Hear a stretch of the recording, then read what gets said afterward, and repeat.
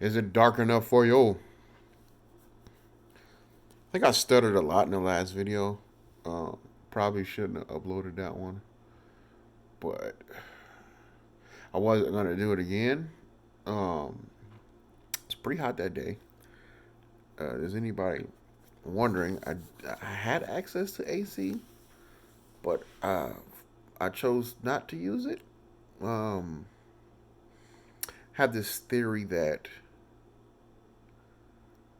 uh, if you get accustomed to the AC, when you don't have it, saying when you have to walk somewhere or you're outside, you'll become your energy gets zapped faster by the sunlight. So if I can basically acclimatize myself to, hope that's a word. If I can get used to the weather, I could stay somewhat normal in it. But I don't think that even. Anyway, I'm going to be reviewing Futurama season. We're on season 4 now. One, two, three, four. We're on season 4, and this is episode 1 and 2. First episode 1 is titled something about Roswell. It'll be in the description, of course. Roswell now or Roswell later or something like that. And then the second one, which I really liked, is Tale of Two Santas. So let's just get uh, the lesser of the two out of the way. Um, the Roswell episode. Now, I was hoping that I would start to see episodes uh, that I've seen less of. This is not one of those. This is another one of those episodes. What's that little white spot on my shirt? There you go. Another white spot right there. Another white spots. Oh, this is another episode. What should I say? This is another episode that has had a lot of airplay. It's an interesting look. It involves time travel, so it makes me uh, more interested that way. And it also involves so right after post-war World War II, 45, 46. So it's about 2 years. It's around 2 years after World War II has ended, and they something silly. Fry puts it's an explanation. Actually, it's an explanation. It's an origin story. What you call it? An origin story? I don't know what you call it. This is an explanation of why Fry is such a buffoon. He's his own grandfather. So he goes back in time and bangs his grandma, basically, or smashes, as the kids would say, smashes his grandma. And then his father, well, is his father or his grandfather? His great grandfather. One of the two. Somewhere down his ancestry, they come back and then he pops out or something like that. Like, oh, boy. And I think it is his grandfather because his dad served in Vietnam. That's not. That should be right. About right. Yeah, because a lot of Vietnam vets were born late 40s, early 50s. I feel like. Yeah, a lot of because those guys are getting up there in their 70s now, and the World War II vets are like they're marvels at this point because they're like 100, 102 and things like that. Like they were supposed to been checked out. Um, it's good to still have some that around and for them to give a different look at the story because I'm going off on a tangent. Just get back to the show. So I almost went there too, but yeah, I've seen this episode a couple times. It's interesting. It's kind of nasty if you think about it, but they poke a lot of fun at it. So they end up in Roswell, New Mexico.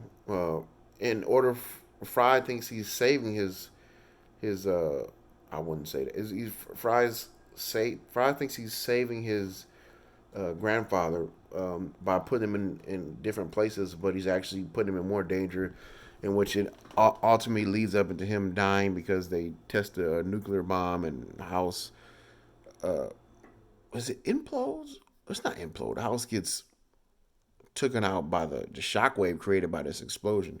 Because there's always a shockwave before the blast or the force of the blast hits you. Yeah, I've watched too many of those old test videos to know where they got the material from. Anyway, um, let me see what else happens in this one. I've seen it so many times. So it makes it less eventful for me. But I do like the idea. I've never seen a TV show or movie that uh, goes all the way with this idea. I think I've seen one or two that flirts with this idea of going back in time and sleeping with one of your like grandparents or great grandparents or something like that. Some people have flirted with that, but Fry actually winds up doing it. And it's like, oh god. And then they're making fun of Truman. I feel like um, I don't know. I didn't do a good enough job. I really didn't pay too much attention to this episode since seeing how I've seen it so many times. But you know what? I won't give it a bad score just because of that.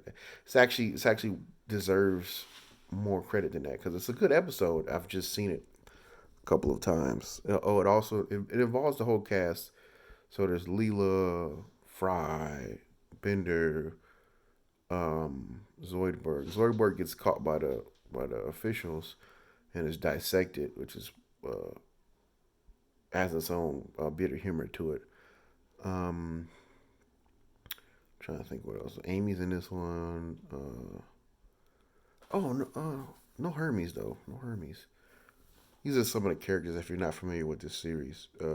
But yeah, it's just these episodes not too bad. Now let's get to the episode that I really was interested to see because I don't even remember watching this episode, which is good. So it's something. It's like watching it for the first time again. This one is full of way.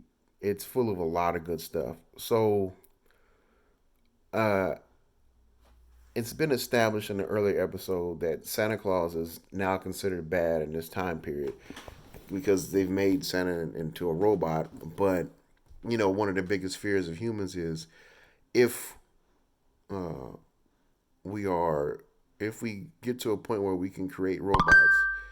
Message. If if we get to a point where we can where we've created robots that can like learn on their own, they're going to want to they're going to want to like harm humans. You know, I find fault with that because they're going to get to a point. I feel like robots will get to a point where their focus is going to be on efficiency or something like that. I don't even know if that's going to be the case. Nobody knows what the possibilities are when it comes to making robots that are human-like, meaning they have arms and legs and can walk and talk and things of that nature. Nobody knows. I think uh, uh, the last movie that uh, took a really chilling look at that was Ex Machina. Uh, I don't even think I reviewed that. Probably should review that. It's a good movie. Um, but yeah, this episode looks at they revisit the bad Santa Claus or the evil Santa Claus, and they wind up defeating him. But and then they're like, okay, we should try and change everybody's mind about Santa Claus. But it's hard to change people's minds. I'm speaking on reality here. It's hard to change people's minds after they've been living a certain way for decades, probably. Um, so Bender takes that place. There's some things going on with the elves, which are pretty funny. Oh, a funny part in this episode is when they go to Santa Claus's lair because it's like an ice cave or something like that. It's like the Fortress of Solitude with a Batman's mansion vibes, all mixed into some evil stuff. It's actually pretty good. And when they go up there, the guard dogs are barking, but they're barking in jingle bells. So it's roof, roof, roof, roof, roof, roof. You jingle all the way, which I thought was pretty funny. And at some point, after Bender's trying to deliver these presents, which they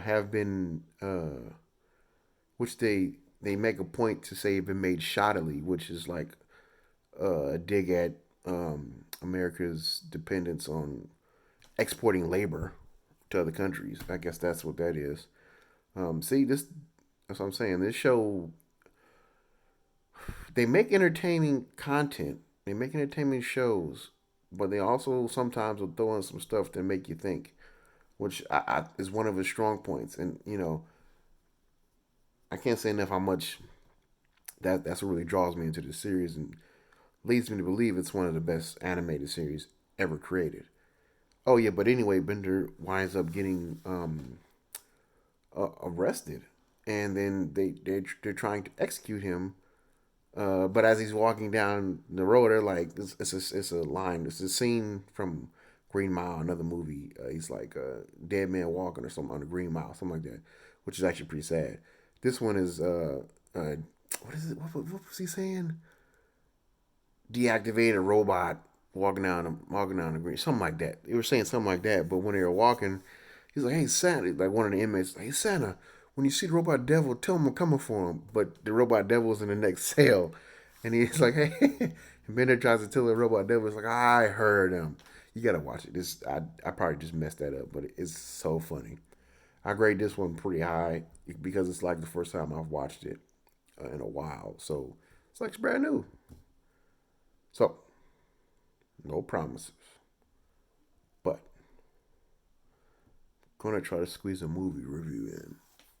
Mm, the shape that the world's in, it's been hard. Well, it's impossible actually to watch new movies in the theater, of course. I feel like the drive-through might be open, but there's not one close to me. I guess if I really like movies, I would go. If I really like movies, I would try and make the journey to find a drive-through, but I don't know. They're still around in America somewhere. Anyway, I'm going on another tangent. Thumbs up.